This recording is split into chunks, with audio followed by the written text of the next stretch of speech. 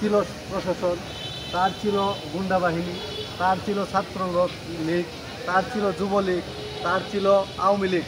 সব কিছু রেখে সে পালায়া যাইতে বাধ্য হয়েছে তার শুধু জুলুম, অত্যাচার ও নির্যাতনের কারণে।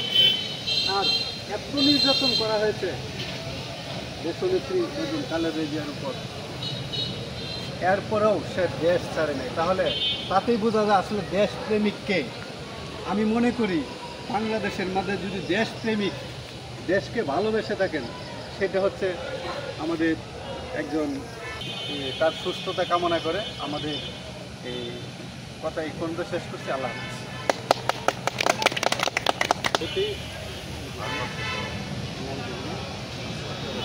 ভারপ্রাপ্ত সভাপতি আশরাফুল ইসলাম বড়।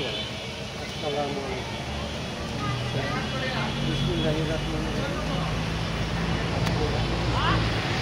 আমার বাবর শ্রমিক কর্মজীবী পরিষদের উপদেষ্টা ও পরিচালক প্রতিষ্ঠাতা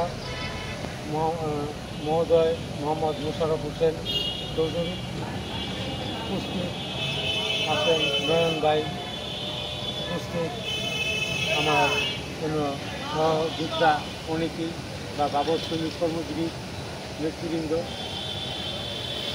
আগত নেতৃবৃন্দ সকলেই আসসালামু আলাইকুম।